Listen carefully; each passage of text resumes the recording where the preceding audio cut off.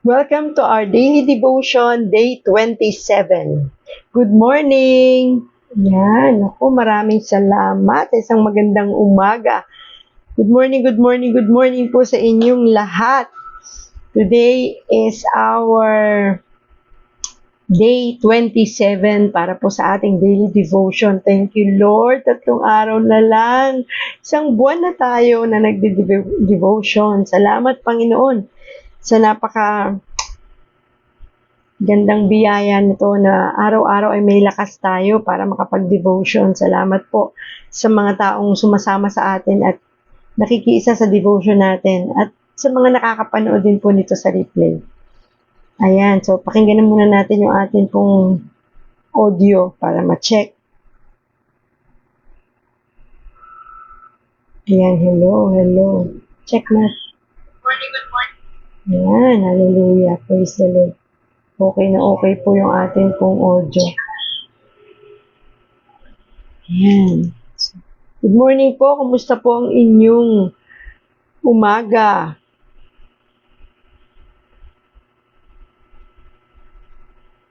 Ayan. So yan.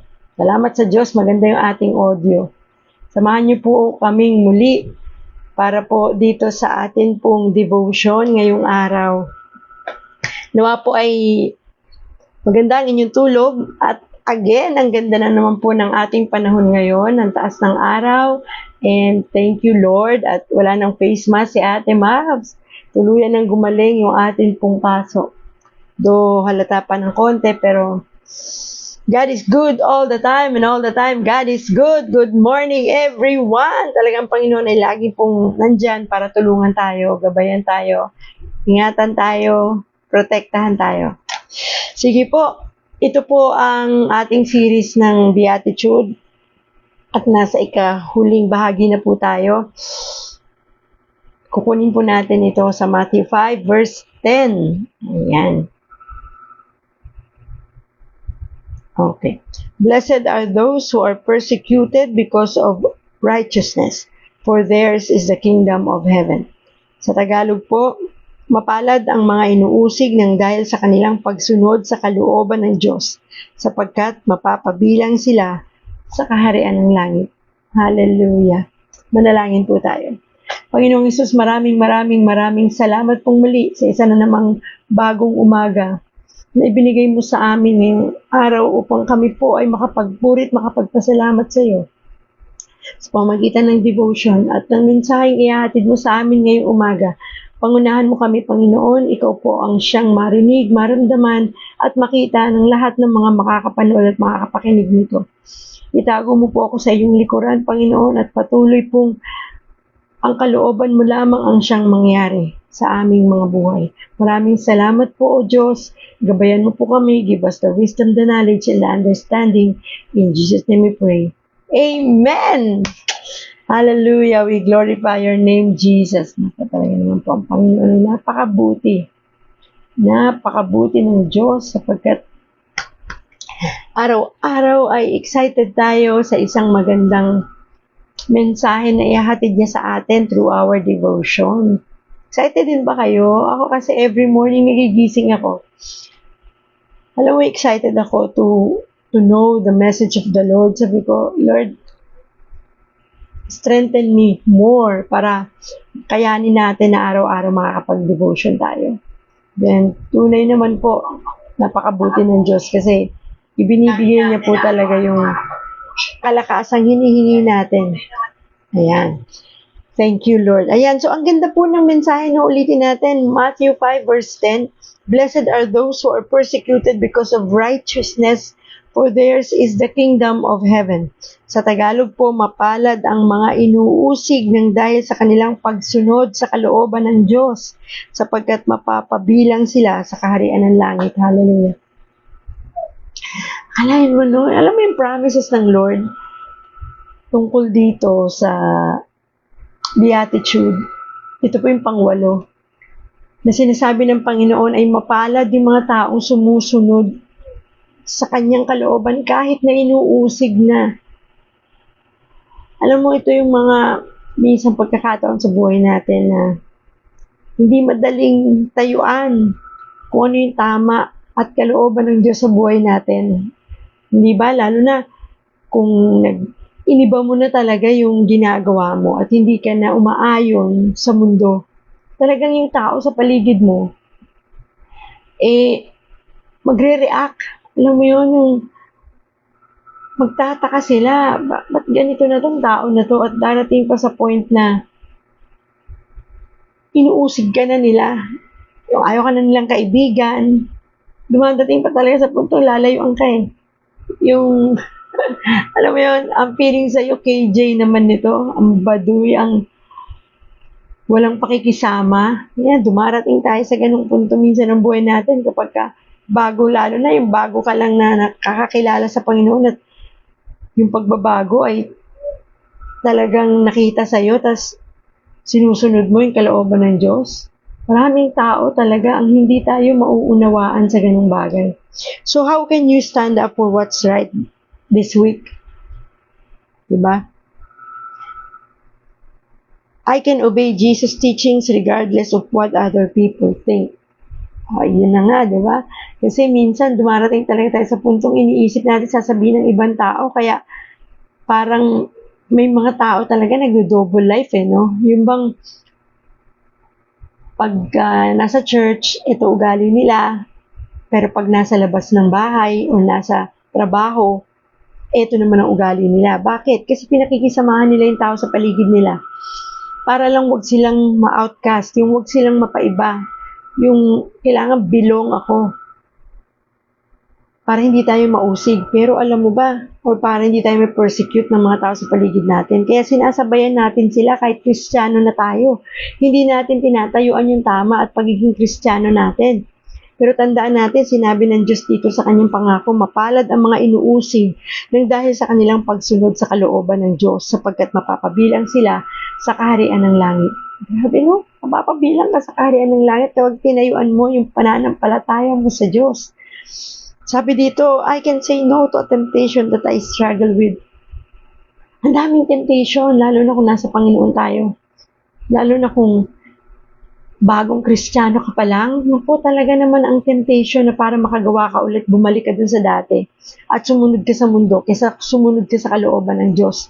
Kasi ayaw na ayaw natin talaga yung may masasabi yung kapwa natin eh. Kasi tunay naman ng mga Pilipino ay napakagaling makisama. Kaya lang po pagdating sa ganitong punto, wag na muna natin isipin yung sasabihin ng ibang tao at yung temptation na yan ay para malayuan natin. Kaya mapapansin nyo nga talaga minsan kumukunti kaibigan natin kapag tayo ay lumalapit sa Panginoon eh. Kasi maraming tao hindi tayo mauunawaan. Pero okay lang yun. Huwag lang natin bibitawan yung pananampalataya natin sa Diyos at ay patuloy na manalangin sa Kanya. I can choose to focus on what is good, true, and lovely in the world around me. It's a choice. Sabi nga pwede mong piliin na maging tagasunod ng tama. Yung totoo, yung katotohanan na alam mo na itinuro sa'yo ng Diyos, yun yung tatayuan natin. Kahit na ano pa ang sabihin ng ibang tao, kahit na ano pa yung punto nila doon sa ginagawa mo, hindi man nila ito nauunawaan, importante na uuunawaan ka ng Diyos. At ang Diyos ang kikilos para ikaw ay pagpalain at para ikaw ay tulungan na darating ang araw na itong mga tao sa paligid mo, itong mundo na to ay mauunawaan ka. Basta huwag ka lang bibitaw. It's not always easy to stand for what's right. Sabi nga po dito, especially when someone makes fun of you, gossips about you, lies about you, or even abuses you because of your decision to follow God, di ba? Talagang may mga taong gino-joke ka pa nga eh. Nako, ganyan lang yan, sa simula lang yan, tingnan mo. Mga 1 linggo, 2 linggo, 1 buwan lang, balik sa dati yan. Dahil yung masamang tao na yan. Pag masamang damo. Alam mo, minsan ganoon tayo, di ba? Yung parang ginajudge na tayo ng mga tao sa paligid natin. Pag nagbago tayo, lalo na kung kilala ka niyan, alam niya kung anong pagkatao mo. Naku, hindi ka paniniwalaan ng ganun kadali. Iyan, magbabago. Naku, sabi, may mga tao pang pagputi ng uwak, Di ba? Pag itim ng tagak, bago yan magbabago. Pero yan, magbabago. Ganun eh. Ganun yung mga tao sa paligid natin. Kapag nagbago tayo at sumunod tayo sa Panginoon, makakarinig talaga tayo na parang gino-joke, pinagtatawanan pa tayo. Meron pang mga taong pinagchichismisan tayo, di ba? Pag-uusapan ka ng mga tao sa paligid mo. Yun po, hindi naman totoo yung pagbabago niyan. Lasinggero yan, sobrang magnanakaw yan. Kalalabas nga lang yan sa kulungan. Sasabihin sa kulungan nagbago. Wala nang pagbabago yan, yan na yan. Minsan ganun tayo at ang kadalasan pa, kaya rin tayo pinanghihinanis because pinakikinggan natin yung sinasabi ng ibang tao. Kaya po napaka-importante nitong ating mensahe na sinasabi, blessed are those who are persecuted because of righteousness, for theirs is the kingdom of heaven. Mapalad ang mga inuusig ng dahil sa kanilang pagsunod sa kalooban ng Diyos, sapagkat mapapabilang sila sa kaharian ng langit. Diba, pag yun ang pinanghawakan mo, kahit anong sabihin ng tao sa paligid mo sa pagbabago mo, ay hindi ka bibitaw. Kasi ang pinanghahawakan mo yung pangako ng Diyos na tapat sa'yo at siyang naglikha sa'yo at naglalang ng langit at lupa. Wala siyang hindi kayang gawin para ingatan ka at protektahan ka dahil sumusunod ka sa kanyang kalooban. Yung pagsunod, yun yung kailangan nating gawin eh. Kahit nasabihin pang ikaw ay ginagawa ng kwento, nagsisinungaling as tungkol sa'yo, sige lang, pagpatuloy ka lang, it's all right. Parang ang importante yung sasabihin ng Diyos sa atin, hindi yung sasabihin ng ibang tao. But when sharing the 8 of the Beatitudes, ito na nga yung series ng promises of Jesus para in-offer niya yung itong verse na ito para po magkaroon tayo ng pag-asa. Kasi sigurado may mga tao makakapanood nito, makakarinig nito na ang hirap sumunod sa Diyos kasi ang daming nakapaligid sa akin, hindi ako naiintindihan. Kasi totoo naman, hindi ba? Leading up to this verse, Jesus had spoken unexpected blessings over an unlikely group. Di ba? Kung ito pong ating pinag-uusapan, yung beatitude na tinakil natin for ilang araw, ang buti ng Diyos kasi ito yung mga verses na magiging tapak natin, magiging lakas natin para hindi tayo matakot sa mga persecution, sa mga taong dinadown tayo, sa mga taong nagko-comment about sa pagbabago natin, sa mga taong dinatawanan tayo, yung inuusig tayo at sinasabihan tayo ng mga words na hindi magaganda just because sumusunod tayo sa Panginoon. Hindi ba nagsimula yan dun sa promises like the poor in spirit, those who are mourning, the meek, those craving righteousness, the merciful, the pure in heart, and the peacemakers, and finally, He offered a blessing to the persecuted. Jesus elaborated. Sabi niya dito, blessed are you when people insult you, persecute you, and falsely say all kinds of evil against you because of me. Sa totoo lang, hindi lang po ito nangyayari ngayon. Noong unang panahon pa ng mga disciples ni Jesus, lahat sila nakaranas ng persecution. And even God, and even Jesus, di ba? Siya po ay inalipusta, di ba? Siya po ay pinagsabihan ng mga masasamang salita ng dahil lamang sa pagsunod niya sa Diyos. At hanggang ngayon, ganyan din pong nangyayari. Dahil nandito pa nga tayo sa mundo. Hindi ba kapag tayo nakakilala na sa Panginoon at gustong-gusto na nating sumunod sa nais ng Diyos sa atin, sa kanyang kalooban, at sa pagsunod natin na yan, talaga namang hindi natin mapigilan ang mga tao sa paligid natin na may komento. At may mga tao talaga hindi natin mapapangiti sa mga ginagawa natin. At karamihan pa dyan, napapataas natin ang kilay nila. Tumataas ang kilay nila na, totoo ba yan? Ikaw ba yan? Kasi unang-una, ayaw mo nang sumama sa kanila pag nag-night out sila. Nag-night clubbing sila, ayaw mo nang sumama. Pagka ang barkada ay umiinom, ayaw mo nang uminom ng alak, di ba? Kapag ang mga barkada ay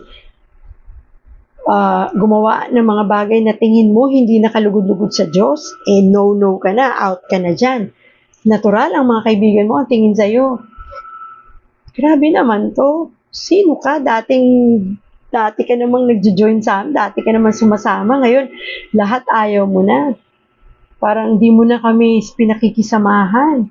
Kaya marami, di ba, inulit ko, maraming kaibigan ka, nagugulat ka na nawala, naubos yung mga dati mong kaibigan na kasama mo sa paggawa ng mga bagay na hindi ka lugod-lugod sa Diyos. At talagang, alam mo yon, nilayuan ka na parang may sakit. Huwag ka malungkot doon kasi ang ganda ng pangako ng Diyos eh. Mapalad yung mga inuusig ng dahil sa kanilang pagsunod sa kalooban ng Diyos. Kapit ka lang, sunod ka lang sa Diyos. Kasi ang Diyos ang nakakita at ang Diyos ang magbibless sa'yo sa mga tama mong ginagawa. Kasi ikaw din mismo makakapansin yan. Ang ganda ng pakiramdam mo kapag sumusunod ka sa Panginoon eh. Mas magaan, di ba? Huwag mo nang isipin yung sasabihin ng ibang tao. Huwag mo nang isipin na masasaktan sila. Isama mo sila sa panalangin mo. At darating ang araw dahil sa ginagawa mong pagsunod sa Diyos, magugulat ka. Isang araw susunod na rin sila sa Diyos kasi nakikita nila yung blessing sa iyo sa ginagawa mo. Kaya tayuan mo yan.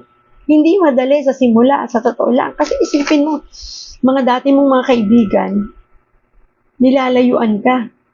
So, iba yung pakiramdam mo nun, di ba? Parang feeling mo mag-isa ka na lang. Pero huwag kang mag-alala, bibigyan ka ng mga bagong kaibigan ng Diyos na siyang makakasama mo at makakatuwang mo sa pagsunod mo sa Diyos para mas lalo kang mapalapit sa Panginoon. Ganun po yun. Kaya huwag tayong magtaka na nauubos sila. Di ba? Maging sa bahay natin, maging sa pamilya natin. Maaaring ikaw lang ang nakakakilala sa Panginoon sa ngayon.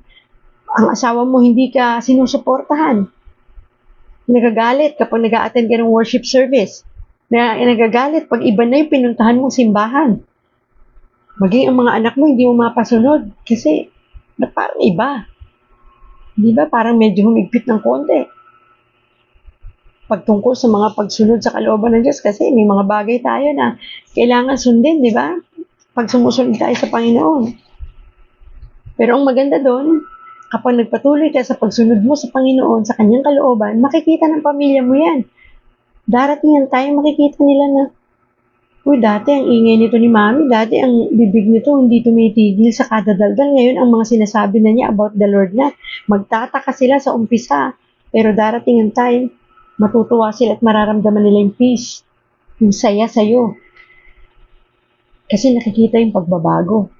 Maging ang asawa mo, hindi ba dati hindi ka nga marunong sumunod sa asawa mo? Na kahit na nagagalit, dati hindi pwedeng paggalit siya, galit ka na rin. Ngayon, tumatahimik ka na. Maaring sa umpisa hindi niya naiintindihan, pero darating ang time, makikita niya yung pagbabago sa'yo. At magugulat ka isang araw, yung mga tinatayuan mo, pangako ng Diyos at yung righteousness ng Panginoon, ay makikita mo ba? Sumusunod na rin sila. At unti-unti nakakakilala na rin sila sa Panginoon dahil lamang sa tinayuan mo at pinanghawakan ng pangako ng Diyos na mapalad ang mga inuusig ng dahil sa pagsunod sa kalooban ng Diyos dahil sapagkat mapapabilang sila sa kaharian ng langit. Di ba, sarap ng ganun. Alam mo yung motivation mo na, Lord, kahit anong mangyari, kakapit ako. Oo, hindi ako perfect, Lord. May mga pagkakataon na matitisod pa rin ako. May mga pagkakataon, Lord, na magagawa ko pa din yung hindi mo kalooban. Pero, Lord, ang kagandahan noon, meron akong pinanghahawakan na, oops, bangon ulit. Diba? Parang, Ate Mars, bangon ulit. Sunod ulit. Madadapa ng konti, pero tatayo ulit. Kasi alam mo na kung sino sinusundan mo at alam mo na yung sino yung Diyos mo sa buhay mo na nangako sa'yo na kahit anong mangyari, lalaban ako, tatayo ako at paninindigan ko to dahil ang Diyos ang nangako na mapapabilang ako sa kanyang kaharian sa langit kapag pinagpatuloy ko ang pagsunod sa kanyang kalooban sa kabila ng mga dami ng persecutions, mga nang-uusig, nang iinis, nang aasar, nagagalit sa akin sa paligid ko. Patuloy pa rin akong lalaban, patuloy ko pa rin itong tatayuan. Kasi Lord, mas gusto ko yung ending ng buhay ko kasama kita. Na doon ako sa langit pupunta, na makakasama kita whatever happens. Kasi imagine mo, pinangakuan ka na ng Diyos, nandito ka pa lang sa lupa. Hindi ka pa nga kinukuha ng Diyos, alam mo na doon ka pupunta. Kasi mapapabilang ka sa kaharian ng langit kapag ka sinunod mo ang Panginoon. Hindi ba? Napakaganda ng kanyang pangako. At sabi pa niya dito, now, blessed are you when people insult you, persecute you, and falsely say all kinds of evil against you because of me. Rejoice and be glad, because great is your reward in heaven. For in the same way they persecuted the prophets who were before you. Sabi sa Matthew 5 verse 11 to 12. Hindi po tayo lang ang dumaan dito. Sabi ko nga kanina, mga prophets, disciples ni Jesus during his time ay talaga pong dumaan din dyan. And even Jesus, di ba? Kaya huwag kang malungkot kung parang feeling mo mag-isa ka na lang kasi iniwanan ka na ng mga kaibigan mo nang dahil lamang sa pagsunod sa Diyos. Huwag kang mag-alala. Kasi ang kakampi mo ngayon ay yung Diyos na nangako sa iyo. At bibigyan ka niya ng mga bagong magiging kasama mo, kampi mo, para sabay-sabay kayong makakasunod sa Diyos nang may kalayaan, may pagmamahal, at nang may kapayapaan sa puso. Kasi di ba, buti nga tayo dito sa Pilipinas, sobra tayong malaya na makakapagpuri sa Panginoon. Ang nagpo-persecute lang sa atin, umuusig yung mga tao sa paligid natin, kakilala, kaibigan na kilalang kilala ka dahil nagbago ka na, kaya sila nagko-comment. Pero sa totoo lang, huwag naman tayong magalit din sa kanila pag nagko-comment sila ng hindi maganda tungkol sa pagbabago mo sa buhay mo. Kasi sa totoo lang, hindi nila naiintindihan pa yon. At saka, concerned sila. Kasi ang feeling nila, sa ginagawa mo, napapahiwalay ka sa tama, na ang akala nila, yung tamang pinaniniwalaan nila, yun yung tama. Di ba? Nabubulagan pa sila. Katulad mo sila dati. Maaari ikaw, dumating ka rin sa punto ng buhay mo noon na nagpo-persecute ka rin ng mga taong nakakilala sa Panginoon. Ikaw rin yung isa sa mga nagko-comment noon na itong taong to dati. Di ba? Ikaw yun eh. Pero ngayon, ikaw na itong sumusunod sa Panginoon at ikaw na yung inuusig. Kaya intindihin din natin sila. Unawain natin sila. Huwag tayong magagalit sa kanila kasi isama na lang natin sila sa panalangin natin na dumating din ang panahon at pagkakataon na sila'y makakilala rin sa Panginoon. Now we won't be blessed for facing the consequences of our own terrible decisions, but Jesus is saying that you will be rewarded when you are shamed, cancelled, or even physically persecuted because of Him. Diba? Ang daming mga assurance, diba? Na kahit anong mangyari, ang Diyos kakampi mo sa kahit na anong laban, basta sumusunod ka sa Kanya. Jesus knows what it's like to suffer for the sake of righteousness. Alam ng Diyos yan. Alam ng Diyos ang pinagdaraanan mo at alam niyang daraan ka dyan. Kaya nga niya tayo binibigyan ng ganitong mga pangako para panghawakan natin. Kasi alam ng Diyos yan eh, na pag tayo sumunod sa Kanya at tayo ay talagang seryoso na sinusunod natin yung mga dapat nating gawin in accordance sa will of God, ang Diyos talaga handang-handa dyan. Alam niya yan. At kasama natin at karamay natin siya dyan. Hindi tayo nag-iisa. Napakabuti ng Diyos, di ba? Kasi iniingatan niya kaagad tayo. At huwag kang matakot dyan. Huwag kang mag-alala dyan. Dahil darating yung time, magugulat ka kung lahat ng taong nag-persecute sa'yo ay isa na rin tagasunod ng Diyos. At basta ayaw mo ba nun na ikaw ang naging daan para sila ay makakilala kasi naging tapat ka sa Panginoon sa pagsunod sa Kanya. Nakikita rin nila yan. Minsan hindi lang sila magsasalita, pero nakikita nila yan na nagbabago ka patungo sa mas magandang buhay, patungo sa tamang daan, patungo sa pagsunod sa Diyos na may alam ng buhay mo. You will be blessed for standing up for what is right, for trusting in God's word, and for defending those who cannot defend themselves. Kaya sabi natin kanina, pag-pray mo sila kapag hindi mo na sila kaya. Dependehan, or mag-defend, di ba, para sa kanila. You can pray for them. At ang ganda dito, di ba, you will be blessed for standing up for what is right. Alam mo na kaagad that I will be blessed. Hindi ko man makita ngayon yung blessing, pero okay lang, Lord. I know. Ikaw may hawak ng future ko. At napaka-importante kung bakit tayo nakakasunod kasi sa kabila ng may mga umuusig sa ating tao at mga nagkokomento sa atin at nagda-down sa atin dahil sa pagsunod sa Diyos. Panghawakan natin yung tiwala natin sa Diyos. Magtiwala tayo sa Diyos. Kasi kapag nawala yung tiwala natin sa Diyos, sigurado mawawala na rin yung pagsunod natin. Kasi, di ba, titingnan na natin yung tao. Pag tinignan natin yung mga sinasabi ng tao, sigurado ko, mapapariwara tayo ulit eh. Maliligaw tayo ulit ng landas eh. Kasi susunod na naman tayo sa kanila. Kaya magtiwala tayo sa Diyos, sa kanyang mga pangako. Pagtiwalaan natin yung salita niya. Again, read the Bible. Continue in studying the Bible. Pag-aralan natin, basahin natin. At unti-unti, talagang lalo tayong tatatag dito sa ating pananampalataya sa pagsunod sa Diyos. Kaya nga, di ba, para maiwasan natin yung double life. Huwag tayo mag-double life. Kasi kapag nasa trabaho tayo, para lang maka-join tayo sa ating mga katrabaho at hindi tayo nila i-persecute. Pag nasa work tayo, sunod tayo sa kanila. Pag nasa bahay tayo, maka-Diyos tayo. Pag nasa church, maka-Diyos tayo. Or sumusunod tayo sa kalooban ng Diyos. Pero pag nasa labas na tayo ng bahay, kasama natin ng mga kaibigan, mga katrabaho natin, balik tayo sa dati eh. Kasi bakit? Sino piniplease natin? Ang tao.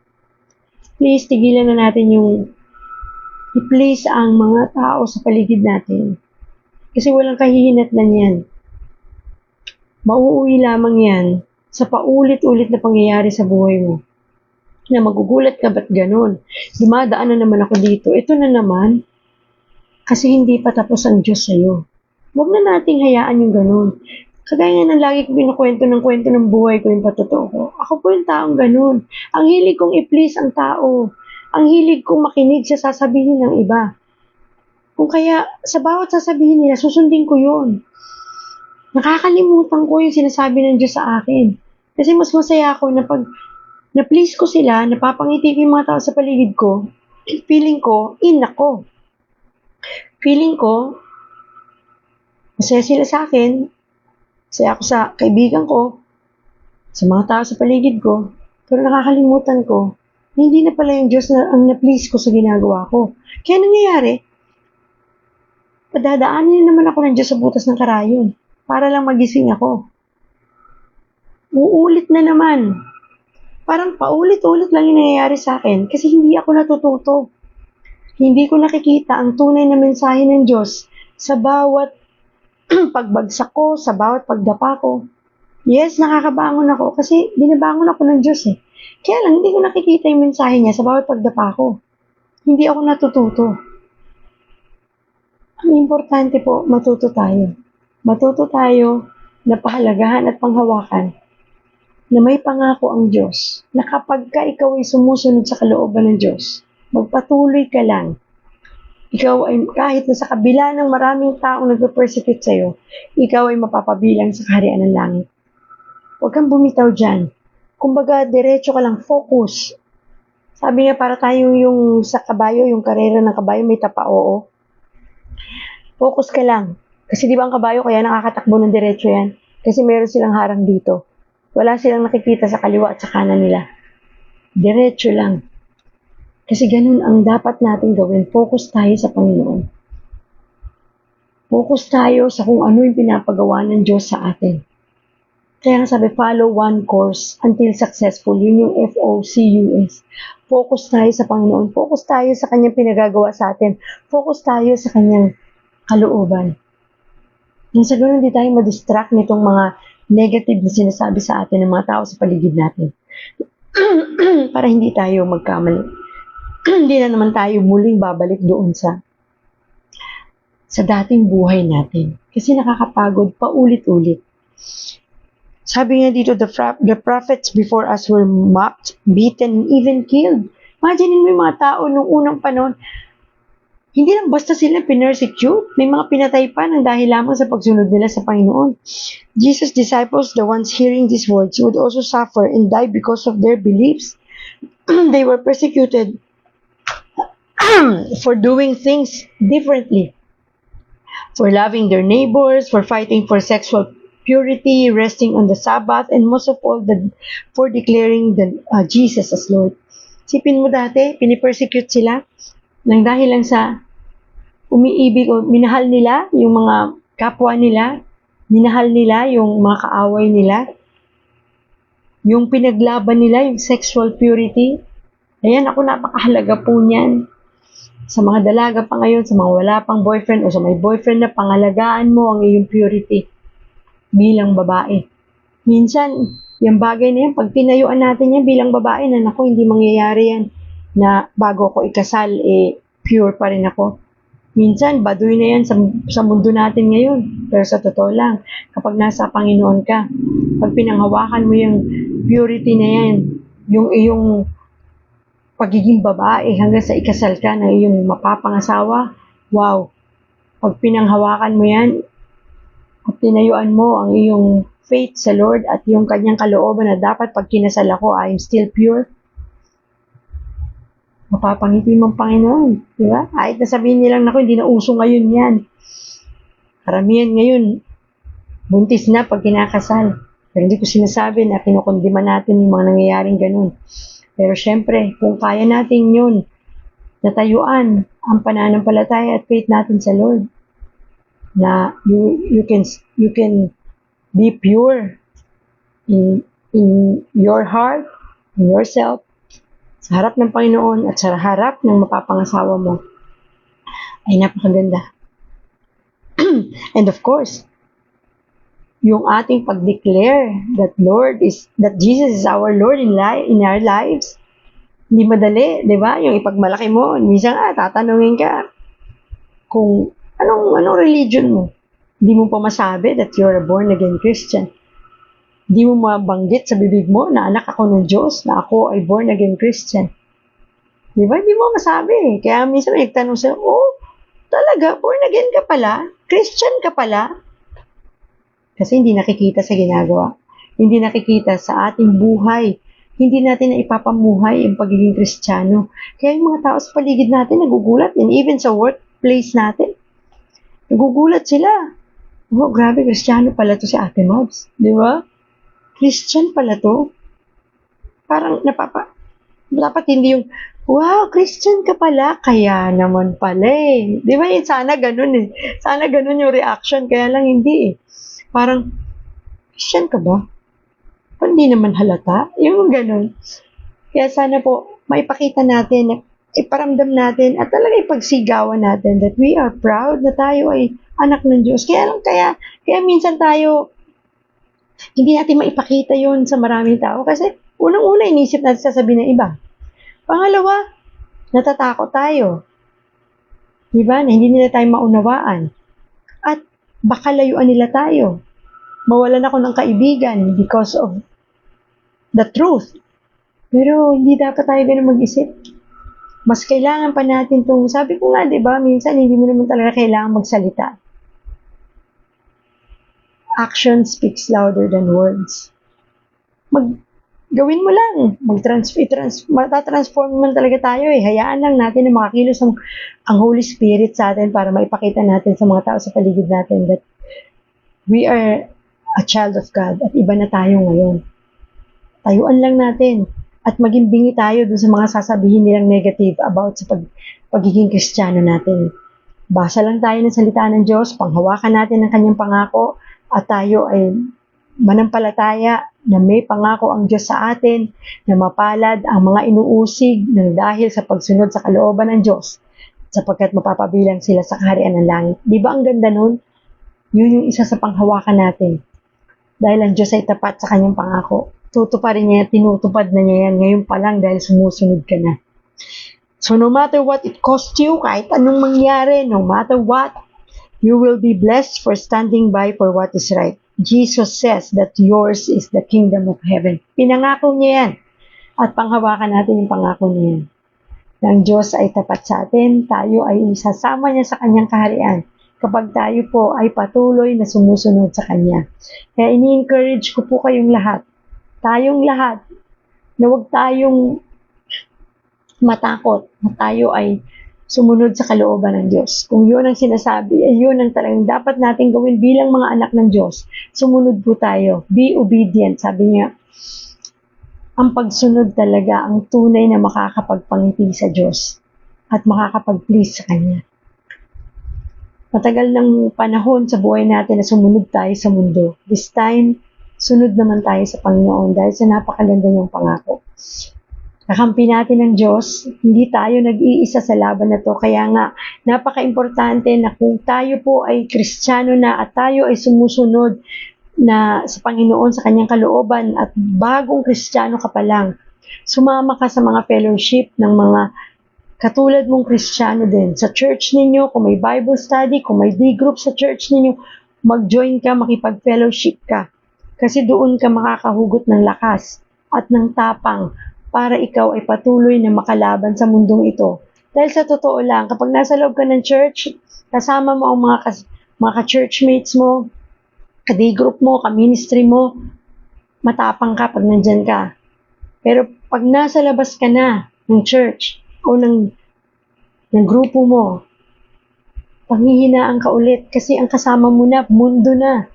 Ang daming nakapaligid sa'yo na lahat kontra sa ginagawa mo. Kaya patuloy kang mag-charge. Sabi mo, mag-recharge ka, parang cellphone, nalolobat. Pag nalobat ka, balik ka. Basa ka ng Word of God, pray ka, makipag-usap ka sa mga kapwa mo Kristiyano nang sa ganun ay makakuha ka ng tapang. At yung tiwala mo sa Diyos ay lalong mag-grow kapag kinikilala mo ang Panginoon ng mas malalim. Continue to study the Bible, magkaroon ka ng intimate relationship sa Panginoon para mas kilala mo siya, mas tatapang kang alam mo kung sino yung kakampi mo sa laban ng buhay na to. Okay, so huwag kang matakot dyan. Pinangakuan na tayo ng Diyos na kahit sino pang kumontra sa atin sa pagsunod sa Diyos, may Diyos na kakampi ka sa lahat ng laban ng buhay natin. Okay? So manalangin po tayo. Panginoong Hesus, maraming salamat po sa umagang ito. Napakaganda po ng mensahe mo. Tulungan mo kami, Panginoon, na tuluyan kaming maging matapang sa pagsunod sa iyo, Panginoon. Na kahit ano pa man sabihin ng mga tao sa paligid namin tungkol sa aming mga ginagawa sa pagsunod sa iyo, kami ay patuloy na tatayo, patuloy na maninindigan, Panginoon, na kami ay susunod pa rin sa iyong kalooban, Panginoon. Bagamat kami, O Diyos, ay minsang madarapa, minsang manghihina, minsang matatakot, pero Lord, please be our strength. Ikaw pong maging tapang at lakas namin, Panginoon. Puspusin mo kami ng iyong pag-ibig. Fill us with your Holy Spirit, Father God, para po kayanin namin ang takbo ng mundong ito. Na sa kabila ng napakaraming mga temptations, mga tao sa paligid namin, nahihilahin kami pabalik sa aming dating buhay. Please, Father God, ikaw po ang maging angkla namin, ikaw ang maging sandigan at kapitan namin para po kami ay patuloy na makalaban sa mundong ito ng may kababaang loob at ng may puso ng pagsunod sa iyo, Panginoon. Maraming salamat, Lord, sa mensahe mo ngayong araw na ito upang kami po ay bigyan ng pag-asa at bigyan ng kalakasan at bigyan ng tapang para po lumaban sa mundo. Salamat, Father God, for your love. Thank you for your mercy. Thank you for your goodness. Thank you for your faithfulness, Lord. Thank you for your promises. Thank you for your grace. Father God, tinataas ko po sa iyo lahat ng mga taong nanonood ngayon at makakapanood nito to bless their family, Lord. Ano man ang kanilang pangangailangan, Panginoon. Ano man ang kanilang mga hiling sa buhay, Lord. Ano man ang kanilang dinadarama o nararamdaman o may sakit man sila, Panginoon. Please, we claim healing, Father God, for them. Tinataas ko din, Panginoon, ang lahat ng mga kasamahan kong stroke dun sa aming group, Lord Jesus.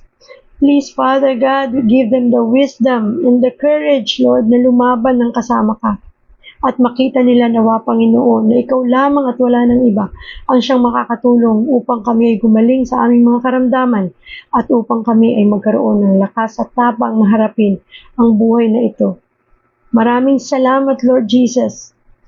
Patuloy mo pong ingatan ng bawat pamilya, Panginoon, na nakakapanood nito. Proteksyonan niyo po sila, gabayan niyo po sila. Lahat na may mga trabaho, Panginoon, pagpalain mo lahat ng kanilang mga kamay, ang lahat ng gawa ng kanilang kamay. Pagpalain mo mga negosyo nila, O Diyos. Pagpalain mo mga taong nag-aaral, ang mga estudyante, Panginoon. Bigyan mo po sila ng pagkakataon at katalinuhan na magagamit nila upang sila po'y makatapos sa kanilang pag-aaral. Maraming salamat, Father God, for your mercy. Thank you for your love. We glorify your name. We lift your name on high. We worship you. We honor you. And we bring back all the glory and praises. In Jesus' name we pray. Amen and amen. Maraming salamat po sa inyong pakikisa sa atin pong devotion today. Nawa ay na-bless kayo. At kung kayo naman po ay na-touch ng atin pong devotion for today, please do like and share po itong live na to para marami din po ang makapanood at mabless. At syempre po, samahan nyo rin kami sa atin pong project dito po sa God Loves You Movement, yung One Family, One Bible. Kung kayo po ay merong Bible sa bahay ninyo or gusto nyo mag-donate, pwede po. Message us lang po dito po sa ating page. Pwede rin po kayong magbigay through in kind or in cash or through stars para po makatulong po kayo sa ating pong project na gift giving din this coming December para po sa mga bata at sa mga pamilya. Mas marami pong magiging blessing ng Lord at maraming mabibless na family kung marami po ang makikiisa at makikibahagi. So, please follow our Facebook page, God Loves You Movement, para po ma-notify kayo sa lahat ng mga activities natin dito. And also, pa-join na rin po sa ating pong God Loves You Facebook group para po sa darating nating panahon na magkakaroon tayo ng Bible study. And also, i-subscribe niyo na rin po ang ating pong YouTube channel para po sa mga hindi nakakapanood dito sa YouTube, sa Facebook, nandun po sa YouTube ang lahat ng devotion na araw-araw natin ginagawa. Napakabuti po ng Diyos sa buhay natin, kaya naman kapit lang po tayo sa Diyos na may alam ng ating kinabukasan. Smile po, kahit ano pong pinagdaraan natin, kaya natin yan dahil kakampi natin ng Diyos sa laban na to. So thank you very much po sa lahat ng mga nakakapanood. Samahan niyo kami araw-araw dito po sa atin pong daily devotion. Tomorrow po ulit at 6:30 a.m. Sama niyo rin po kami sa panalangin ninyo. Sama niyo po ako para po sa complete healing at sa lahat ng mga taong may karamdaman. Thank you very much po muli. Tandaan ninyo, mahal na mahal po tayo ng Diyos. God loves you. So God bless everyone. See you again tomorrow at 6:30 a.m. Shout out po sa mga ka-stroke ko dyan sa group namin po. So maraming salamat po. And sa mga kaibigan ko na patuloy nanonood, Best Jane, salamat panonood ninyo. Salamat po sa mga kaibigan na patuloy na nag-share nitong ating live. Sama niyo po kami palagi sa panalangin. God bless everyone. See you again tomorrow. Bye-bye. God bless. 6:30 po ulit bukas.